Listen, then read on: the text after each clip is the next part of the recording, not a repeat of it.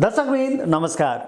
नेपालको सहकारी अभियान प्रवर्धनका लागि एउटा छुट्टै प्रयास कार्यक्रम साझा सहकारी मञ्चमा तपाईलाई स्वागत गर्दै सहकारी अभिवादन गर्दछु म गोपाल काफले। नेपालको सहकारी अभियानलाई अग्रगति प्रदान गर्न तथा सहकारीको अन्तर्राष्ट्रिय सिद्धान्तलाई सार्थक कार्यान्वयन गर्न सहयोग पुगोस् भन्ने उद्देश्यका साथ यो कार्यक्रम उत्पादन गरिएको हो। कार्यक्रम साझा सहकारी मञ्चलाई तपाईसम्म पुर्याउन नेपाल बहुउद्देश्य सहकारी संस्था लिमिटेड काँकडभिट्टा, सहारा नेपाल बचत तथा ऋण सहकारी संस्था लिमिटेड चारपाने र सिमरिक बचत तथा ऋण सहकारी संस्था लिमिटेड बिर्तामोडले वित्तीय सहयोग गरेका छन्। यो कार्यक्रम प्रत्येक महिनाको पहिलो र तेस्रो बुधबार बेलुकी 8 बजेदेखि सूर्योदय टेलिभिजनमा प्रसारण हुने गर्दछ अनि बिहीबार दिउँसो 12 बजे र शुक्रबार दिउँसो 11 बजे पनि पुनः प्रसारण गरिन्छ। कार्यक्रम साझा सहकारी मञ्च www.sajamanch.com र युट्युबमा तपाईले चाहेको बेला विश्वभरबाट हेर्न सक्नुहुनेछ।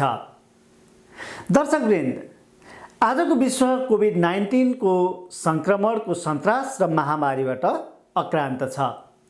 कोरोना भाइरस संक्रमण फैलिन नदिन विश्वका धेरै जसो देशमा लकडाउन गरिएको छ। नेपाल सरकारले पनि देशवासीलाई बचाउन लकडाउनको सहारा लिएको छ र आज लकडाउनको 58औं दिन बितेको छ। यस्तो असहज परिस्थितिमा पनि झापाका धेरैवटा सहकारी संस्थाहरूले आफ्ना सदस्यहरूलाई वित्तीय सेवा प्रवाह गरिरहेका छन्। झापा जिल्ला सहकारी सङ्घका सचिव युवराज ढकालका अनुसार यहाँका 900 भन्दा बढी सहकारी संस्थाहरूमध्ये लकडाउनको अवधिमा पनि कम्तीमा 100 हाराहारी सहकारी संस्थाले सेवा प्रवाह गरेका छन्। कतिपय संस्थाले सदस्यलाई निक्षेप फिर्ता मात्र दिएका छैनन्, तरलता व्यवस्थापन गर्न पुग्ने गरी निक्षेप एवं कर्जाको असुलीमा पनि सफलता प्राप्त गरेका छन्।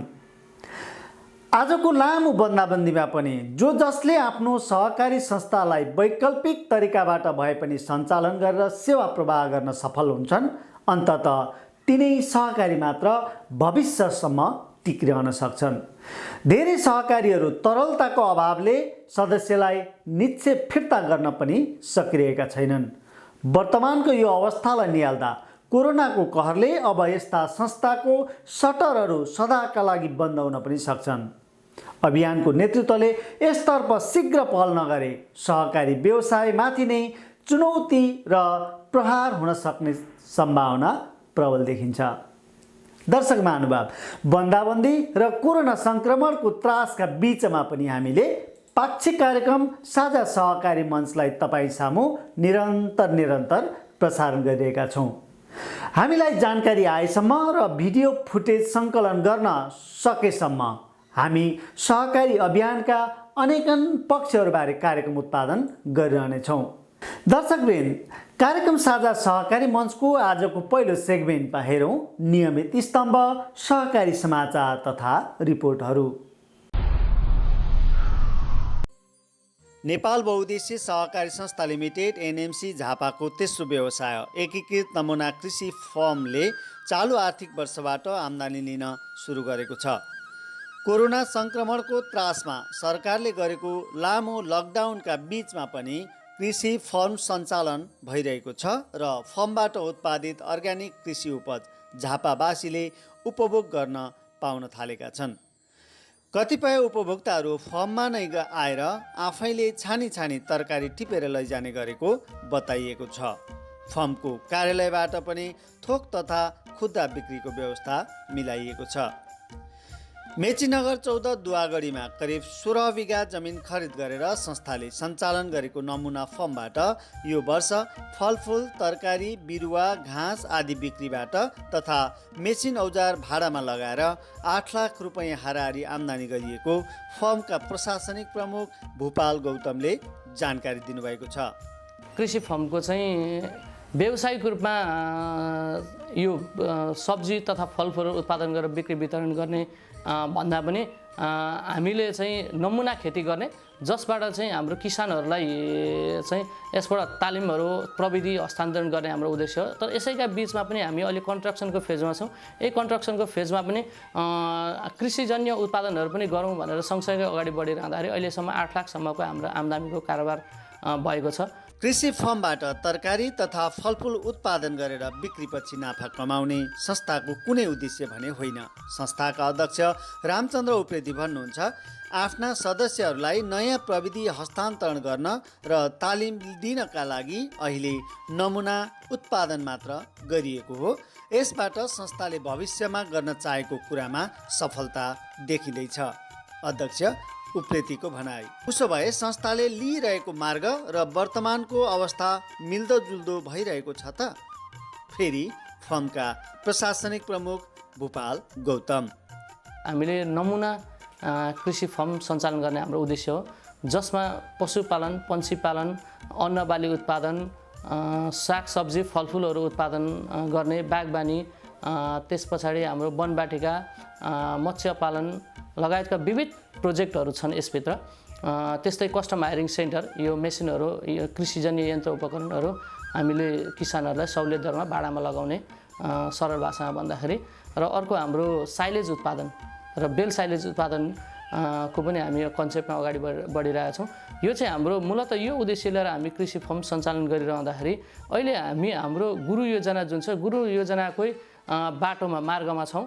तर अब यो समयको यो सन्दर्भ सँगसँगै चाहिँ हामी अहिले कृषिजन्य उत्पादनहरू जस्तो बेर्ना उत्पादन, बिरुवा उत्पादन नर्सरी मार्फत बिक्री वितरण गरिरहेका छौँ भन्ने, अहिले फलफुल तथा तरकारीहरू उत्पादन गरेर बिक्री वितरण गरिरहेका छौँ। र हामीले यही कार्यलाई पनि एउटा सेल्स काउन्टरको रूपमा चाहिँ अगाडि बढाइरहेका छौँ। यहीँबाट पनि हाम्रो सेल्सहरू भइरहेको छ भने हामीले चाहिँ थोक मूल्यमा पनि, जस्तो बिर्तामोड कृषि थोकमा, चारालीको कृषि मन्डी, धुलाबारीका व्यापारीहरू, होलसेलरहरू, काँकेबुटाको होलसेलरहरूलाई पनि हामीले हाम्रो आफ्नै सवारी मार्फत चाहिँ डेलिभरी दिएर चाहिँ थोक मूल्यमा यहाँबाट हामीले फलफुल तथा तरकारीहरूको चाहिँ ढुवानी गरिरहेका छौँ। एकीकृत नमुना कृषि फर्ममा सागसब्जी, फलफुल, तरकारी उत्पादनसँगै माछा पालन सुरु गरिएको छ। यहाँ निकट भविष्यमा सुरु गरिने गाई पालनका लागि अहिले धमाधम साइलेज उत्पादन थालिएको छ। फर्ममा हरियो सागपात, करेला, भिन्डी, काँक्रा, घिरौँला, बोडी, खरबुजा जस्ता तरकारी तथा फलफुलको अर्ग्यानिक उत्पादन परीक्षण स्वरूप गरिँदै बिक्री वितरण पनि गरिँदै आएको छ। कृषि फर्मका प्राविधिक जेटिए टीकाराम पौडेल कुनै किसिमका केमिकल प्रयोग नगरिकन यहाँ अर्ग्यानिक कृषि उपज उत्पादन गर्ने गरिएको बताउनुहुन्छ। पहिलो वर्षको नमुना उत्पादनका बारेमा जानकारी गराउनु हुँदै प्राविधिक पौडेल भन्नुहुन्छ, 100% हुँदैन, तर 95देखि 90%सम्म चाहिँ अर्ग्यानिक छ। हाम्रो प्रोडक्टहरू सबै बायोको प्रोडक्टहरू युज गर्छौँ। केमिकल युज गर्नुपर्दा, चाहे भिटामिनहरू स्प्रे गर्नुपर्दाखेरि हामी केमिकल युज गर्दैनौँ, केमिकल फ्री हो। यो हाम्रो जस्तै यो करेला छ नि, यो चाहिँ पाली जातको F1 हाइब्रिड हो। जस्तै यो लौका भनेको अफकार हो हैन। अनि त्यसमा हामीले अब खरुजा लगाएको थियौँ। यहाँनिर काँक्रामा साइनिङ वान, सुल्तान, कमानी 3टा जात लगाएको छौँ। त्यसमा सबभन्दा राम्रो कमानी र साइनिङ वान भन्ने जात यसपालि प्रोडक्ट हामीले धेरै दियो र आमदानी पनि राम्रो भयो त्योबाट। जस्तै हामीले फुलकोपी लगायौँ, बन्दाकोपी, अस्ति अहिले अब पोथ्रे बोडी हैन, लरे बोडी अथवा त्यसलाई तुने बोडी अथवा मिटारे बोडी जे पनि भन्न सक्छौँ हामी, त्यो अहिले लगाइरहेको छौँ। अब खरुजा भनेको हामीले लगाएर हार्भेस्ट गरिसक्यौँ अहिलेसम्म। अब यता भनेको हामीले चाइनिज रायो साग, त्यो भर्खरै मात्रै हामीले 2-3 अगाडि निकालिसक्यौँ। अनि जस्तै उँधोपट्टि फर्सी थियो हामीसँग, मुन्टा खाने फर्सी, स्क्वास फर्सी, यी सबै हामीले चाहिँ उत्पादन गरेर हार्भेस्ट गरिसक्यौँ अहिले। सहकारी संस्थाकै स्वामित्वमा सञ्चालन गरिएको भए पनि कृषि फर्मबाट उत्पादित सागसब्जी, फलफुल, तरकारी ढुवानी तथा बिक्री वितरणमा प्रशासनिक झन्झट कायमै छ। लकडाउनका कारण अत्यावश्यक वस्तु खरिद बिक्रीका लागि निर्धारण गरिएको छोटो समयमा कृषि उपज बिक्री गर्न पर्याप्त समय नपाइएको हो। अझ सागसब्जी जस्ता कृषि उपजहरू कोल्ड स्टोरमा राख्दा मात्र केही दिन जोगाउन सकिने नाशवान वस्तुहरू भएकाले यसको बिक्री वितरणमा सहजता ल्याउनु पर्ने प्रशासनिक प्रमुख गौतमको आग्रह छ। अहिले हामीलाई यो लकडाउनको अवस्थामा अलिकति गाह्रो भइरहेको छ। कृषिजन्य उत्पादन भनेको समयको सीमामा बाँधिन नसकिने उत्पादनहरू हुन्। तर हामीलाई स्थानीय पालिकाहरूले चाहिँ 6 देखि 11 बजीसम्ममा चाहिँ यो बिक्री वितरण गरिसक्नु भन्ने चाहिँ निर्देशन गरेको छ र यो बिचमा चाहिँ हामीले लगेर मार्केटमा बेच्नलाई अलिक समस्या भइरहेको छ र त्यो बिचमा फेरि बिक्री भएन भने ल्याएर कहाँ फेरि भण्डारण गर्ने, अहिले भण्डारणको हामीलाई समस्या छ। त्यस पछाडि भण्डारण गर्दा पनि फेरि यी सामानहरू चाहिँ रहन सक्दैनन्, यो चाहिँ नाशवान सामग्रीहरू छन्, फलफुलहरू छन्। त्यस कारणले यो लकडाउनको अवधिमा कृषि चाहिँ फर्महरूबाट उत्पादित फलफुल तथा तरकारीहरूलाई चाहिँ सहज रूपमा बिक्री वितरण गर्नको लागि चाहिँ हामी पालिका प्रहरी प्रशासनहरूसँग चाहिँ के अनुरोध गर्न चाहन्छु भन्दाखेरि यी हाम्रा उत्पादनहरूलाई चाहिँ निर्बाध रूपमा हामीले बजारमा लगेर ढुवानी गर्न सक्ने, बिक्री गर्न सक्ने वातावरण तयार गरिदिनुपर्छ, जसको लागि चाहिँ अनुमति प्रदान गर्नुपर्छ र बिचमा अवरोधहरू सिर्जना गरिदिनु हुँदैन भन्ने खालको चाहिँ हामी उहाँहरूलाई यो व्यवस्थापन गरिदिनको लागि चाहिँ हामी हार्दिक अनुरोध गर्दछौँ। नेपालकै सफल मध्येको सदस्य केन्द्रित उत्कृष्ट सहकारी संस्था एनएमसीले उत्पादनमा आधारित डेरी उद्योग सञ्चालन गरी 4000 हाराहारी किसानको चुलो बाल्न सहयोग गरेको छ। यस्तै उत्पादनमा आधारित अर्को व्यवसाय कृषि फर्मबाट सागसब्जीको अर्ग्यानिक उत्पादन परीक्षण गर्दै बिक्री पनि सुरु भइसकेको अवस्था छ। बहुउद्देश्य प्रकृतिको संस्था भई एनएमसीले चालेको बहुमुखी प्रयासलाई हाम्रो तर्फबाट पनि साधुवाद छ। विश्वव्यापी महामारीको रूप लिएको कोरोना भाइरस सङ्क्रमणको सन्तास र रोकथाम प्रयास स्वरूप सरकारले गरेको लकडाउनका कारण सहकारी संस्थाहरू पनि नराम्ररी प्रभावित भएको सरोकारवालाहरूको निष्कर्ष छ। झापा जिल्ला सहकारी सङ्घले वैशाख 27 गते दमकमा र 28 गते बिर्तामोडमा सम्पन्न गरेको अन्तर्संवादबाट सहकारी कर्मीहरूले यस्तो निष्कर्ष निकालेका हुन्। जिल्ला सङ्घका अध्यक्ष गणेश ढकालको अध्यक्षतामा सम्पन्न ती दुवै अन्तर्संवाद कार्यक्रममा अध्यक्ष ढकाल, सचिव युवराज ढकाल र सहसचिव भवानी प्रसाद दङ्गालले फरक विषयको स्लाइड प्रस्तुत गर्दै सहजीकरण गर्नुभएको थियो।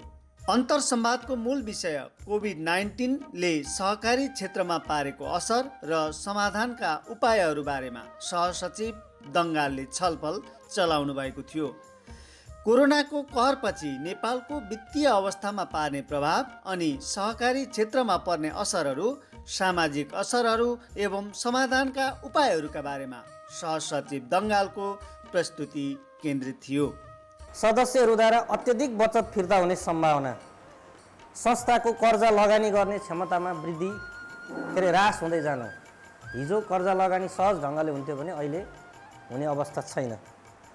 संस्थामा तरलताको अभाव सायद सबै सहकारी संस्थाका प्रतिनिधिहरूले महसुस गर्नुभएको छ। यसै गरी समूहमा गरिएको कर्जा असुली नै हुन नसक्ने सम्भावना देखिन्छ। यो प्रकोप व्यवस्थापन कार्यदल गठन गरिसकेपछि प्रकोप व्यवस्थापन सम्बन्धी हरेक सहकारी संस्थाले कार्यविधि तयार गर्ने, सर्ट टर्म कार्यविधि। त्यो कार्यविधि भनेको चाहिँ महामारीबाट संस्था र सदस्य अनि आफूलाई कसरी जोगाउने भन्ने विषयमा त्यो प्रकोप व्यवस्थापन सम्बन्धी कार्यविधि तयार गर्ने, त्यसको फर्मेट जिल्ला सहकारी सङ्घले पनि तयार गरेको छ। यसै गरी अन्तर्संवादमा सचिव युवराज ढकालले आकस्मिक बचत तथा आपतकालीन कर्जा कार्यविधिबारे सहजीकरण गर्नुभएको थियो। सहकारी संस्थाहरूलाई कुनै पनि महामारी वा सङ्कटको अवस्थामा फस्नबाट जोगाउन सहकारी संस्थाहरूको लगानीयोग्य रकम आकस्मिक बचतको रूपमा सङ्घ मार्फत जम्मा गरी अति आवश्यक परेका संस्थाहरूको तरलता व्यवस्थापनमा सहयोग पुर्याउने उद्देश्यले यस्तो कार्यविधि ल्याइएको उहाँले अवगत गराउनु भएको थियो। यस बचतको अवधि महामारी अवधिभर र अवधि पछिको बढीमा 6 महिनाको हुनेछ। महामारीभर र महामारी सकिएको बढीमा 6 महिनासम्म हुनेछ। यस बचतको सीमा सदस्य संस्थाले 10,000 देखि बढीमा 1 करोडसम्म यो बचत राख्न पाउनेछन्। जति बढी पैसा त्यति बढी ब्याज। प्रष्ट भन्नुपर्दाखेरि जति बढी तपाईँको जाने बचतको अमाउन्ट त्यति बढी ब्याजको चाहिँ हामीले प्रस्ताव गरेका छौँ, जुन तालिकामा यहाँहरूले हेर्न सक्नुहुन्छ। 7.5% देखि 10%सम्म हामीले प्रस्ताव गरेका छौँ। कार्यक्रमको अध्यक्षता गरिरहनुभएका सङ्घका अध्यक्ष ढकालले समग्र विषयमा उठेका जिज्ञासाहरूमाथि चर्चा गर्नुहुँदै सहकारी राहत व्यवस्थापन तथा सञ्चालन कार्यविधि सम्बन्धी आफ्नो धारणा प्रस्तुत गर्नुभयो। राहत व्यवस्थापनको उद्देश्य प्रस्ताउनु हुँदै अध्यक्ष ढकालले जोखिम न्यूनीकरणमा सामूहिक प्रयास गर्ने, सामाजिक उत्तरदायित्वमा सबैलाई सहभागी गराउने, दैवी प्रकोप वा महामारीमा एकद्वार प्रणालीबाट सहयोग गर्ने, विपदको समयमा सरकारले आह्वान गरेमा सहकारी अभियानले सशक्त भूमिका निर्वाह गर्ने प्रयोजनका लागि यस्तो कार्यक्रम महत्त्वपूर्ण हुने अपेक्षा सुनाउनुभयो। सहकारी संस्थाहरूलाई उत्पादनसँग जोडिने र उत्पादन भन्ने बित्तिकै त्यसको औद्योगिक उत्पादन र बजारीकरणको नेटवर्कको कुरा पनि आउँछ। विगतमा एउटा के थियो भन्दाखेरि बचत ऋणको सचिवज्यू यी हुनुहुन्छ, माथिका काठमाडौँवाला नेप्सुनका साथीहरूले चाहिँ यो सहकारीले गर्ने काम होइन, यो सदस्यले गर्ने हो भनेर ठाठेरै हाम्रो कुरा सुन्दै नसुन्ने धेरै डिबेट हुने स्थिति हुन्थ्यो।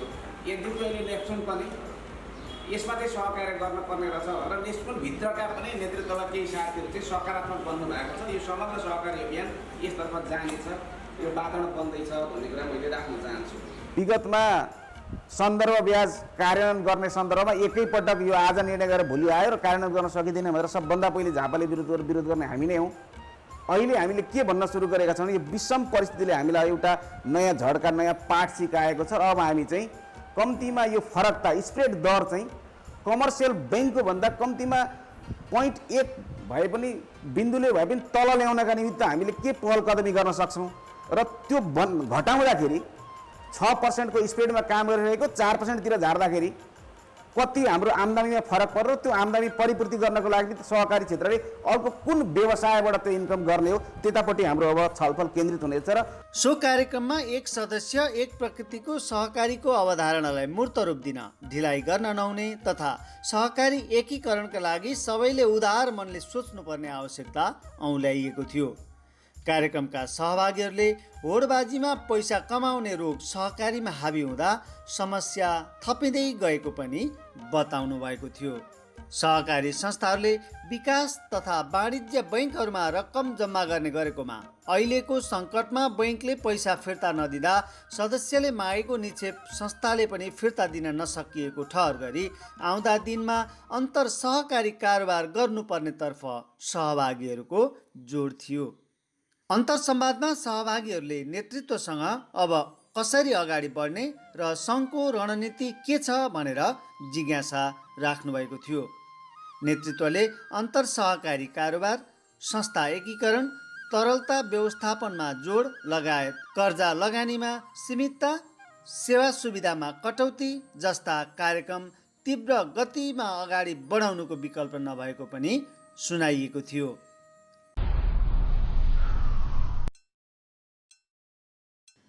सयौं किसानले हजारौं गोला मौरी पालेर टनका टन मह उत्पादन गर्ने पिक सिजनमा भएको अप्रत्याशित लकडाउनका कारण मौरी पालक किसान दोहोरो मारमा परेका छन्। चैत वैशाखको समयमा अधिकांश बोट बिरुवामा फुल लाग्ने भएकाले यही सिजनमा मौरीले पनि धेरै मह उत्पादन गर्दछ। तर यो वर्ष कोरोना भाइरसको सन्तासले देशभर गरिएको लकडाउनका कारण उत्पादित मह सङ्कलन गर्न नपाएर किसान चिन्तित छन्। अनि मौरीको गोला फुटेर अन्यत्र गएकाले आधाउधी घारहरू रित्तो भएकाले मौरी पालक किसान दोहोरो मारमा परेका हुन्। झापाको शिवशताक्षी नगरपालिका 11 दुधेमा रहेको 87 महिला मौरी पालन सहकारी संस्थाका सदस्यहरूको पीडा पनि उस्तै छ। 320 परिवार संलग्न उक्त सहकारी संस्थाका मौरी पालक किसानले प्रशासनबाट सवारीको पास नपाउँदा ठुलो क्षति बेहोर्नु परेको गुनासो छ। संस्थाका व्यवस्थापक देवी दाहाल भन्नुहुन्छ, एउटा सवारीको पास त्यो पनि एक दिनका लागि दिइएको थियो। चारतिर रहेका हजारौं मौरीको घार सङ्कलन गर्न त्यो अवधि अलिकति पनि पर्याप्त थिएन।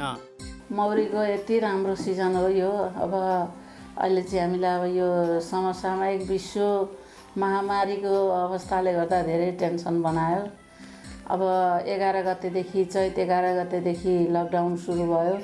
हाम्रो यही बेलामा मौरीहरू हुल छुट्ने अनि ठ्याक्कै फेरि जङ्गल र सूर्यमुखीको पनि सिजन त्यति बेला अब ठ्याक्कै हुल छुट्ने बेला भएकोले गर्दाखेरि यति धेरै समस्या सुरुमा त अत्याधिक कडा भयो। अब जिल्ला प्रशासनले यो सिफारिस पनि दिएन। अब नगरपालिकामा भनौँ भने हामीले दिएर हुँदैन भन्ने, अनि उहाँ जाँदाखेरि हामीलाई अनुमति छैन भन्ने, अनि यो गुनासाहरू भइसकेपछि मन्त्रालयमा र निर्देशनालयमा धेरै फोन गरियो। फोन गरिसकेपछि उहाँबाट पनि उहाँ सरहरूले भनिदिनु भयो। त्यसपछि पनि कृषि ज्ञान केन्द्र सहित लागेर बल्ल बल्ल बल्ल बल्ल बल्ल एक दिनको दिएको थियो 320जना महिला दिदीबहिनीलाई। एक दिनको एउटा गाडीको सिफारिसले के गर्यौँ? केही पनि गरेनौँ, केही गर्न सकिएन। नेपाल मौरी पालक महासङ्घका केन्द्रीय उपाध्यक्ष समेत रहनुभएकी दाहालले लकडाउनका बेला लुम्बिनीका एक किसानले चरणमा राखेका मौरीको घारमा आगो लगाइदिएको घटनाले थप प्रताडित बनाएको गुनासो पनि गर्नुभएको छ।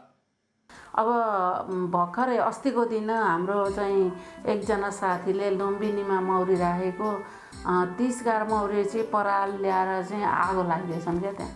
अब त्यो नसमयमा जान सकिन्छ। अब यस्ता देशभरि यस्ता समस्याहरू धेरै आए।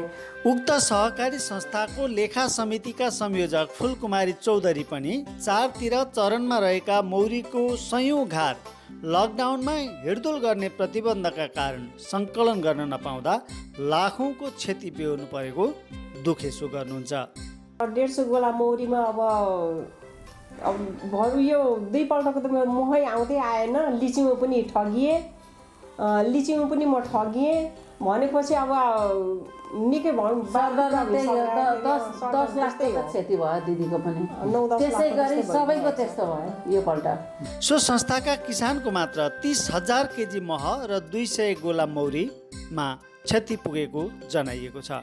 यस अर्थमा करिब 2 करोड रुपियाँको क्षति आकलन गरिएको छ। असारमा घर ल्याइने मौरीका घार चैत वैशाखमा नै ल्याउँदा यति बेला चास्नी खुवाएर बचाउनु परिरहेको उहाँहरूको दुखेसो छ। यसका लागि सरकारी निकायसँग पनि मौखिक आग्रह गरिएको दाहाल र चौधरी सुनाउनुहुन्छ। अब मैले देशभरिको समग्र रूपमा मैले भन्नुपर्दा म एउटा महासङ्घको उपाध्यक्षको हैसियतले पनि म के भन्छु भने जस्तै मौरी ढुवानीको लागि चाहिँ मौरी लिन जाने हो। आफै म मर्दैछु भन्दा त म आफू अनुशासित भएर मैले हिँड्न जानेको छु होइन।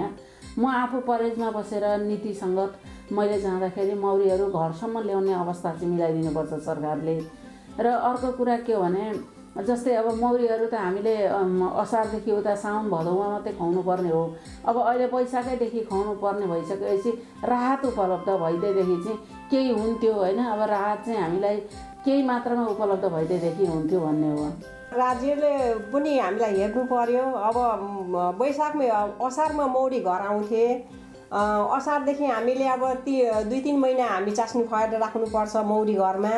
त यसपालि चाहिँ वैशाखमै मौरी ल्याइयो, सुरु वैशाखमै मौरी घरमा ल्याइएको छ। यसमा चाहिँ हाम्रो अब सहकारी संस्थाहरूले पनि दात्री संस्थाहरूले पनि हामीलाई चाहिँ मध्यनजर राखिदिनुपर्छ। हामी चाहिँ एकदम धेरै नै एकदमै पीडित छौँ हामीहरू।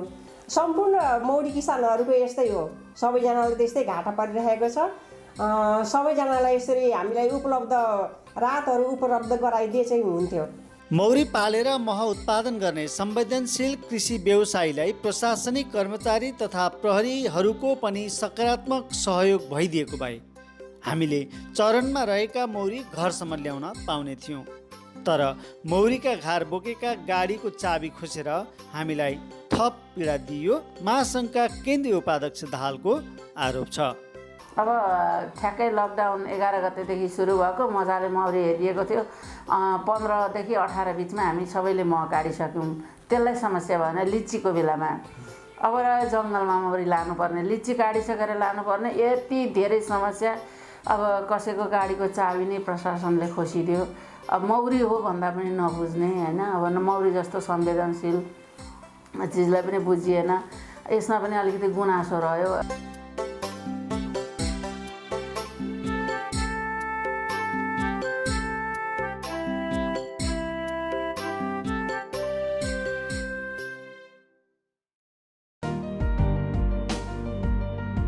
दर्शकवृन्द, सहकारी समाचार तथा रिपोर्टहरूको प्रसारणपछि पालो भएको छ एकैछिनको व्यावसायिक विश्रामको।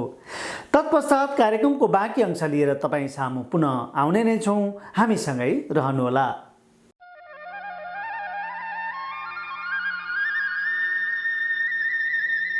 किसानबाट सङ्कलित शुद्ध दूध,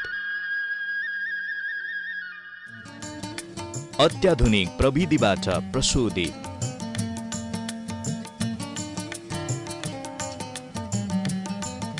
मिसावट रहित एनएमसी डेयरी प्रोडक्ट,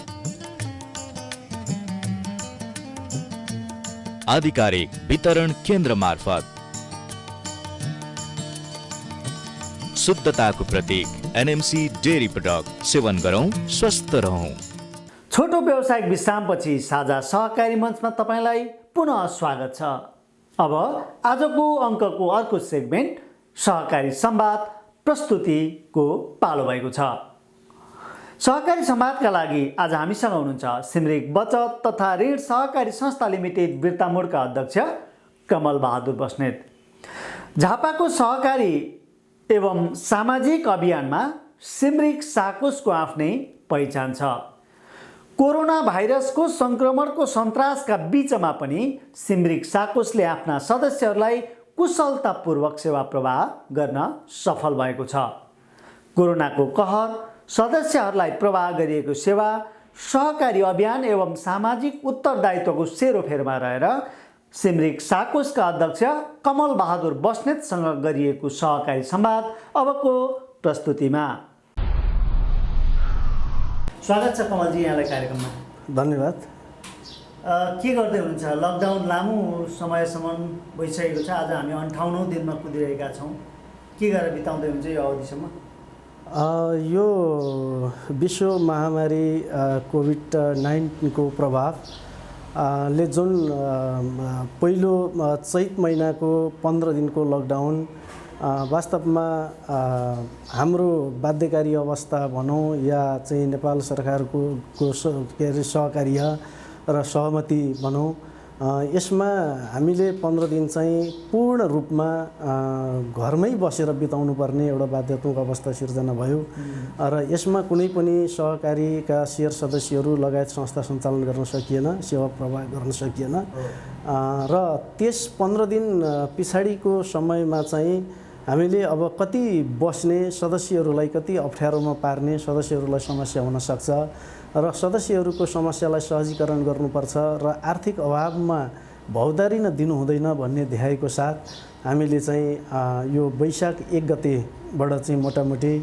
हामीले खोल्ने, हाम्रा कार्यालयहरू खोल्ने प्रयत्न गऱ्यौँ र त्यसमा पनि हामीलाई सहज त वास्तवमा थिएन नै, तथापि पनि कार्यालय खोलेर सदस्यहरूलाई सूचना प्रवाह गर्ने, आवश्यकता भएमा सूचनाद्वारा चाहिँ जानकारी गर्नुहोस् भन्ने सम्मको हामीले प्रयास गऱ्यौँ र त्यस प्रयास अनुसार हाम्रा शेयर सदस्यज्यूहरूले संस्थाको सूचनाको मार्फतबाट उहाँहरूलाई आवश्यकता परेको कुरा हाम्रा ब्रान्च म्यानेजरहरूलाई फोन गर्ने र हामीलाई पनि फोन गर्ने कामहरू भयो र यस कार्यबाट हामीले सदस्यहरूलाई सेवा विस्तार गऱ्यौँ। यो भनेको चैत मसान्तसम्म त यहाँहरूले बन्द नै गर्नुभयो। वास्तव बन्द वैशाख लागे पछाडि जेठको पहिलो हप्तासम्मको यो अवस्था रह्यो। हजुर। यस्तो हुँदाखेरि सदस्यहरू कति उत्साहित भएर सेवा लिन अग्रसर हुनुभयो अथवा यहाँहरूले आवश्यकता अनुसार यहाँ कार्यालयमा बोलाउनुभयो?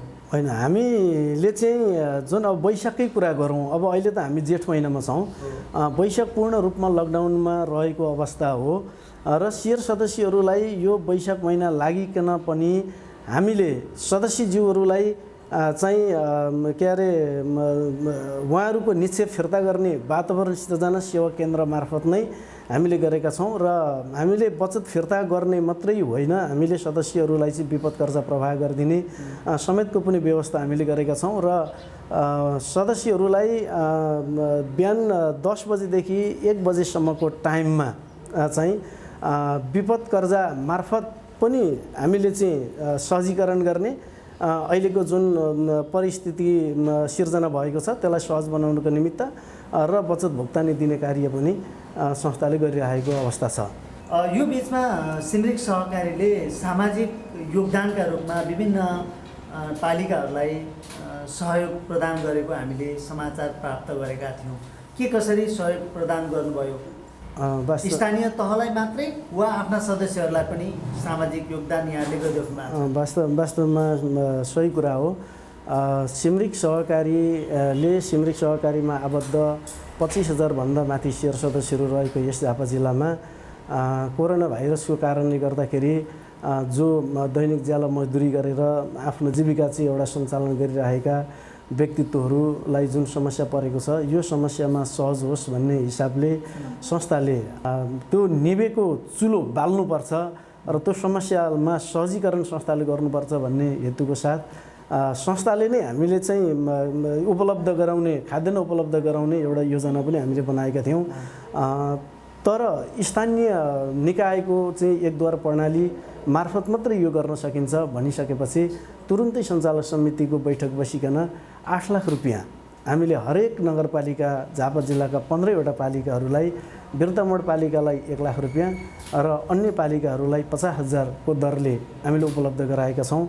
र त्यो हाम्रो सिमरिकबाट जुन उपलब्ध गराएको 8 लाख जुन हामीले सहयोग गरेका छौँ र त्यो सही ठाउँमा पुगोस् र ती लक्षित वर्गहरू जो विपन्न छन्, जसलाई खान गाह्रो छ, ती वर्गहरूमा पुगोस् भन्ने अनुरोध पनि हामीले सोही समयमा हामीले गरेको छौँ। सामाजिक क्षेत्रमा आफ्ना सदस्यलाई मात्रै नभएर आम झापावासी नागरिकलाई सहयोग पुगोस् भनेर यहाँले स्थानीय तह रोज्नुभयो। हजुर हजुर। दबाब थियो वा यहाँहरूले स्वेच्छाले? होइन, त्यो हामीलाई कुनै पनि क्षेत्रबाट कुनै पनि निकायले यो अहिलेको विषम परिस्थितिमा सङ्घ संस्थाले सहयोग गर्नुपर्छ भनेर हामीले कसैले भनेको अवस्था होइन।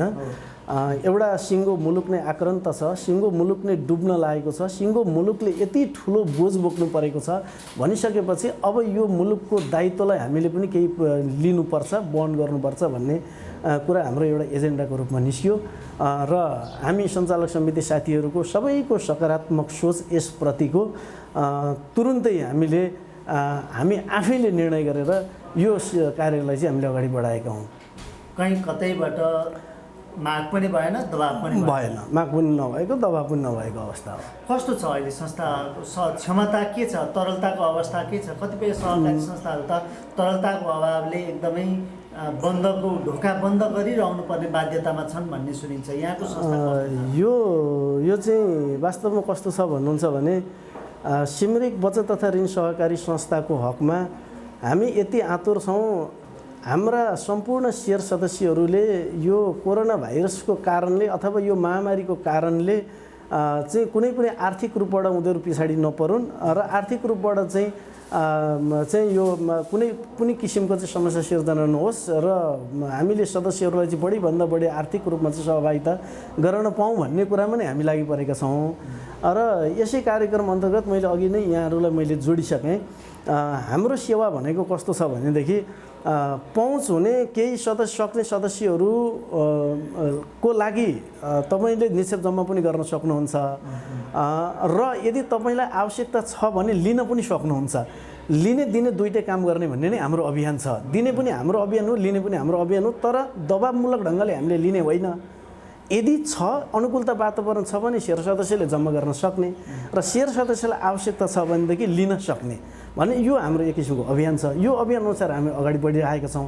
यसरी अगाडि बढिरहँदाखेरि अहिले वास्तवमा हाम्रा 19वटा सेवा केन्द्र कार्यालयहरू सबै कार्यालयहरूमा म पुगेर त्यहाँका सेयर सदस्यहरूको अवस्था के छ र उहाँहरूको चाहिँ चाहना इच्छा के छ भन्दाखेरि म प्रत्येक सेवा केन्द्रमा कारोबार गर्दै गर्दाको अवस्थामा म पुगेको छु। सदस्यहरूले एकदमै खुसी व्यक्त गर्नुभएको छ र यो अहिलेको विषम परिस्थितिमा संस्थाले अहिले हामीले चाहिँ विशेष गरेर बढीमा अत्यन्तै सहुलियत किसिमले तुरुन्तै सदस्य अगाडि उभिसकेपछि हाम्रो सफ्टवेयरमा हेरेर उसले कारोबार गरेको छ भनेर ऊ हाम्रो सेयर सदस्य हो भने उभिसकेपछि हामीले एउटा निवेदन गराएर 25,000 सम्म तपाईँको परिवार चलाउनुहोस् भनेर विपद कर्जा दिएका छौँ। तर त्यो निर्व्याजी निःशुल्क रूपमा भनेर हामीले त्यो उपलब्ध गराएका होइनौँ। सहज रूपमा सहुलियत दरमा हामीले उपलब्ध गराएका हौँ र यो कार्यक्रमबाट सदस्यहरू प्रभावित छन्, खुसी छन् र अहिले हामीसँग सदस्यहरूलाई यो किसिमको प्रवाह गर्नको लागि र भोलि निक्षेप फिर्ता गर्नको लागि र अहिले पनि हामीले निक्षेप फिर्ता गर्दै गरेको अवस्थामा हामी अत्यन्तै हामी मजबुत छौँ।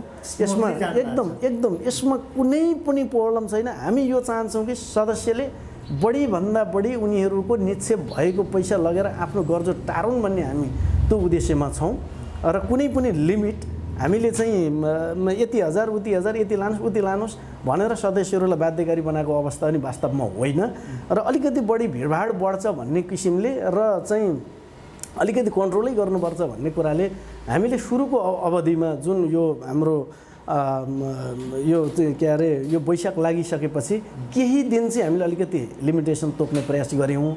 तथापि पनि अब त्यो लिमिटेसनले सदस्यहरूको आवश्यकता पूर्ति हुँदैन भन्ने जानिसकेपछि चाहिँ तपाईँहरूको आवश्यकता अनुसारको र तपाईँको चाहिँ बचतमा भएको पैसा लान सक्नुहुन्छ भन्ने व्यवस्था हामीले गरेका छौँ।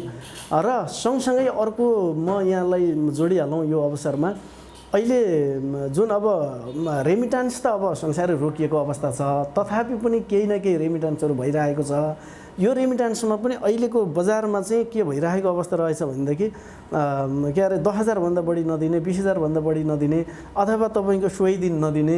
यहाँ हाम्रो 2-2.5 लाख 3 लाख 4 लाख 5 लाख आयो भने पनि तपाईँहरूको हामी 1 घन्टा रोक्दैनौँ, भुक्तानी लिएर जानुहोस् भनिसकेपछि यो कुराले पनि हाम्रा सदस्यहरू लगायत अन्य वर्गहरूलाई पनि यसले सकारात्मक प्रभावमा राखेर हामीले अगाडि बढाएको अवस्था छ। सिमरिक बचत तथा ऋण सहकारी संस्था सिमरिक साकोसले चाहिँ समूहमा आधारित वित्तीय कारोबार पनि गर्ने गरेको छ, जसलाई हामी लघु वित्त सेवा प्रवाह गर्दै गरेको संस्थाको रूपमा पनि बुझ्छौँ। कतिपय सहकारीका पण्डितहरूले यसलाई चाहिँ अब यस्ता केन्द्रहरू लगभग डिजल्भ भइसके, उनीहरू तहस नहस भइसके भनिएको अवस्था छ। ती सहकारीका पण्डितहरूको बुझाइ सही हो वा यथार्थमा त्यस्तो छैन?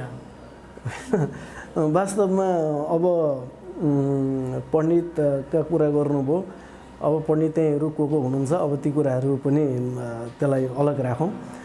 वास्तवमा अहिलेको समस्या भनेको विश्व आक्रान्त छ, संसार नै यो पीडामा छ। लघुवित्त कार्यक्रम मात्रै ओझेलमा परेको छ, लघुवित्त कार्यक्रम मात्रै समस्यामा छ। जो तपाईँको चाहिँ इन्डिभिजुअल बेसमा कारोबार गरेको चाहिँ सक्षम छ, यो चाहिँ 100% भोलि रिकभर पनि हुन्छ, गर्न पनि सकिन्छ भन्ने जसले सोच्नु भएको छ, जसले पण्डितै गर्नुभएको छ, उहाँहरूले यो लघुवित्त के हो भन्ने कुरा बुझ्न नसकेको कारणले गर्दाखेरि यो लघुवित्त कार्यक्रमलाई उहाँहरूले यो तरिकाले फोकस गरिरहनु भएको छ।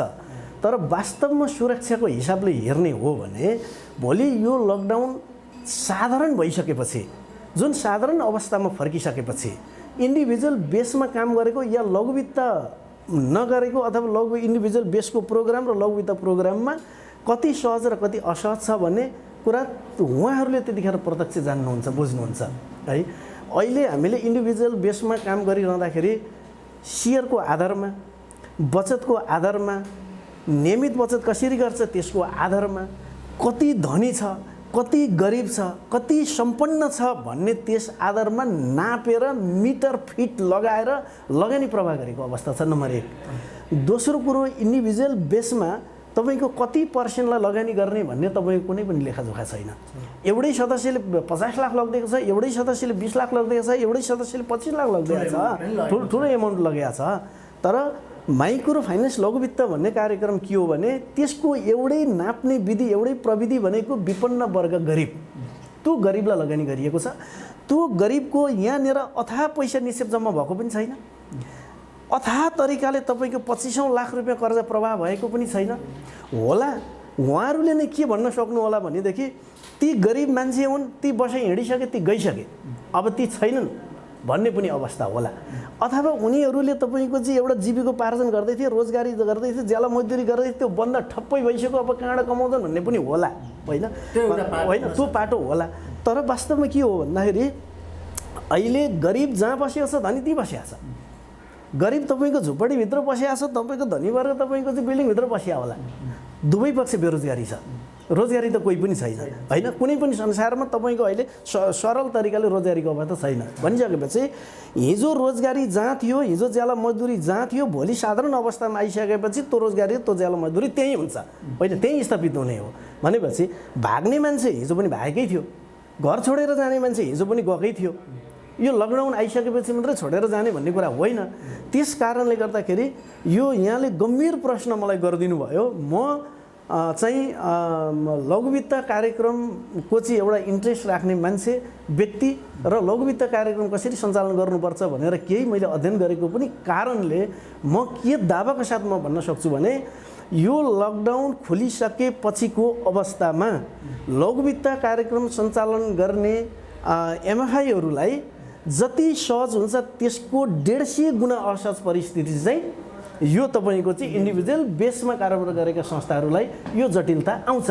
किन आउँछ भने म अलिकति यहाँ जोडिहाल्छु। यो किन आउँछ भन्दाखेरि आखिरी लघुवित्त कार्यक्रममा सहभागी हुने सदस्यहरूको त त्यत्रो भारी निक्षेप लिएर जानुपर्ने छैन अनि तपाईँको चाहिँ लाखौँ रुपियाँ किस्ता तिर्नुपर्ने पनि छैन। बिग्न भए 5,000 तिर्छ, 10,000 तिर्छ, 1,000 तिर्छ होइन। पहिलो महिना नतिर्ला दोस्रो महिना सहज भएपछि तिर्छ।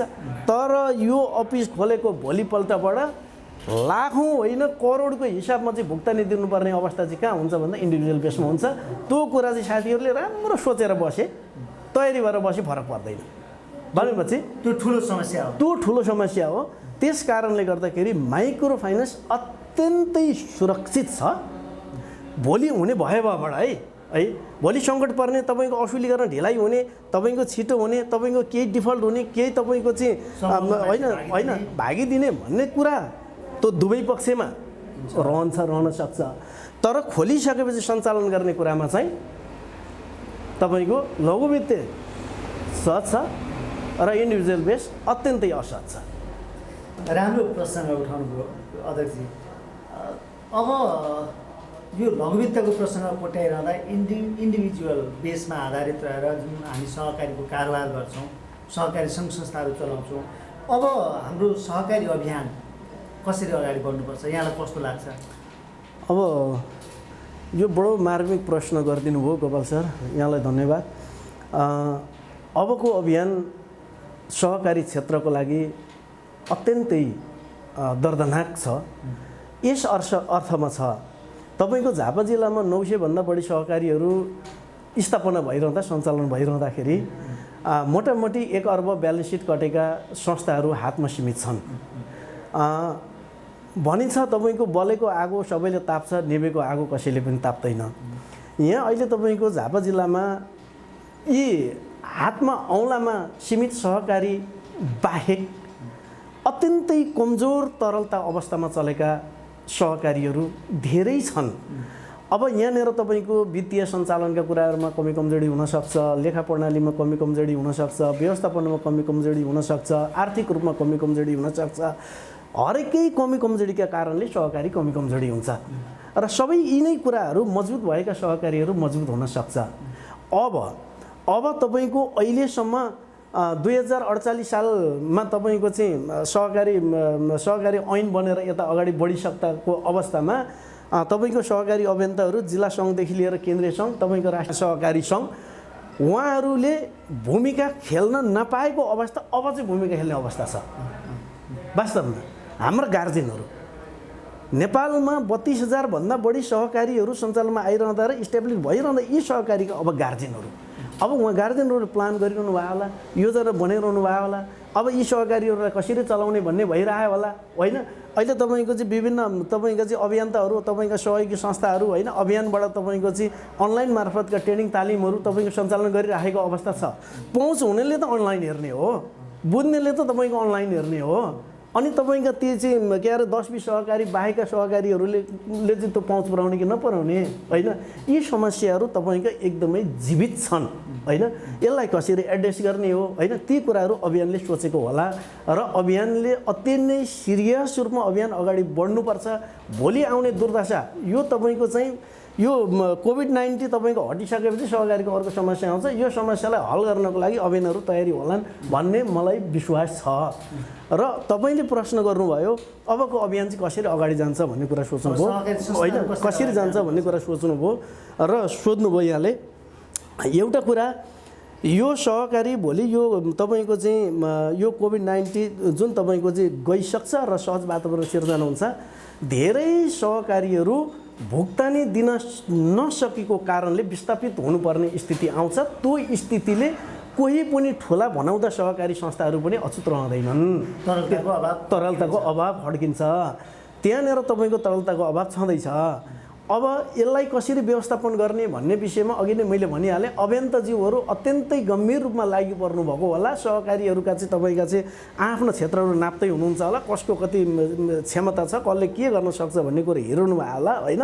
त्यसो भइसकेपछि अब तपाईँको एउटै कुरा के हो भन्नुहुन्छ भने, अब यसरी सहकारी आफ्नो तरिकाले, आफ्नो ढङ्गले, आफ्नो दिमागले चल्ने समय रहेछ। कुनै पनि समयमा तपाईँको यो ठाउँमा होइन, यो तपाईँको दुनियाँमा तपाईँको वज्रपात पर्न सक्छ, यो भय छ भन्ने कुरा चाहिँ यो कोरोना भाइरसले दिएको छ।